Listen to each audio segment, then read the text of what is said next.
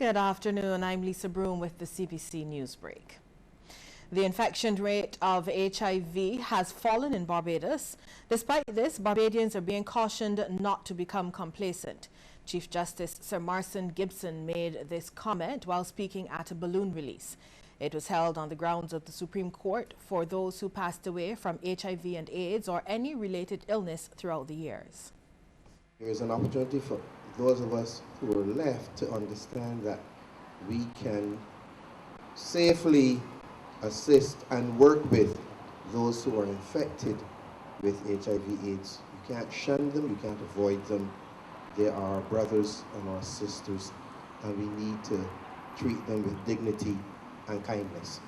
And with that, I want again to congratulate the registry for the fine work it's doing in bringing awareness to this deadly disease, and to tell Barbados that all is not lost, that there is a way of living with this disease and showing people the right way of proceeding with regard to it.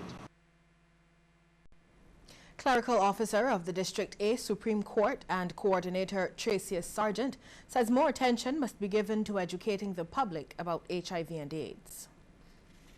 Barbados are still really ignorant to what as it relates to HIV and AIDS, honestly speaking. So my thing is to build awareness in staff, along with giving them a whole sort of information and also activities to make it fun, because HIV is actually downplayed. You're hearing more about so many different other non-communicable diseases, but HIV is a condition and is a virus, that is actually plaguing our society and will be here for many, many years to come.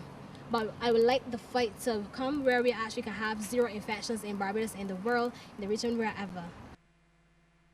The Barbados Workers Union says it eagerly awaits word from the Employment Rights Tribunal about when the case involving the former National Conservation Commission workers, which it is representing, will be heard. General Secretary Tony Moore maintains that the tribunal is the suitable body through which workplace wrongs may be addressed, and the newly constituted body can correct some of the identified flaws.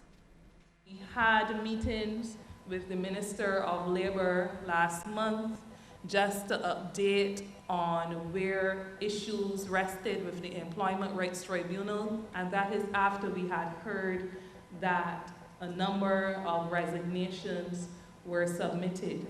We were given the assurance that once all the names were received for the new tribunal to be reconstituted, or for the tribunal to be reconstituted, that it was hoped that meetings could commence as early as this month. While addressing the BWU's midterm meeting, Ms. Moore also stated the union's position on moves to create a 24/7 economy. BWU will not stand down on discussions surrounding the 24/7 economy and allow the community and gender impact of such transition to be treated as issues of low importance or lower importance than flexibility and economic gains which might be contemplated. We cannot push ahead with a 24/7 agenda and expect that needed infrastructural developments, security, and health and safety issues that they would work out themselves. Barbados continues to focus on its festivals, which are seen as key tourism drivers. Among them, the annual celebrations in Old Town St. James. The western section of the island came alive this weekend with the official opening and blessing of the festival at the Massey Store's car park. Patrons were then treated to an entertainment package with performances from acts including Mikey, Dance Strides, Junior Monarch Renan, Janine White, and the St. Leonard's Boys Choir. They met the queen of the festival along with this year's contestants. Queen Janae Padmore saluted all who contributed to staging a successful event annually. It gives me great joy to know that 39 years later, the festival can stay strong despite current economic challenges. And it would not be possible without the support of Mr. Eon Phillips, Miss Judy Sobers, Mr. Bernard Phillips, Miss Barbara Jean Rudder, Ms. Tracy Brathwaite, to mention a few, and most certainly the undying love and support from the late Joan Hartman. CEO of the Barbados Tourism Marketing Incorporated, William Griffith, says the Whole Town Festival, now in its 39th year, has grown and is a highly anticipated event for many. He says the BTMI is committed to such festivals that help to boost Barbados tourism product. Very committed to support events that have the propensity to drive increased visitation to the island, as well as those that provide an excellent product offering in which all of our guests can participate. The Whole Town Festival satisfies this criteria on all fronts. Over the years, visitors to the island have given very positive feedback on this event with respect to the quality of the arts and craft items, the food, the entertainment, and all of the activities. Several other events are planned during the week, including a tour of Whole Town, a gospel concert, and a tattoo. The popular street fair is slated for Saturday, and a Thanksgiving service will be held next Sunday. Two brothers are among three people expected to face the court today in connection with the recent death of a man found in the back seat of a car in St. Thomas.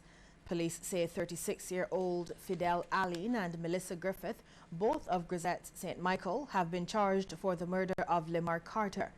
Police say 31-year-old Javed Allen, who is Fidel's brother, has been charged with assisting him. McCarter's body was discovered around 20 minutes past 1 last Tuesday morning when a police patrol intercepted a motor car at Mangrove St. Thomas. Lawmen say the murder is believed to have taken place sometime between February 9th and 10th. The three accused are expected to appear in the District D Magistrates Court today to answer those charges.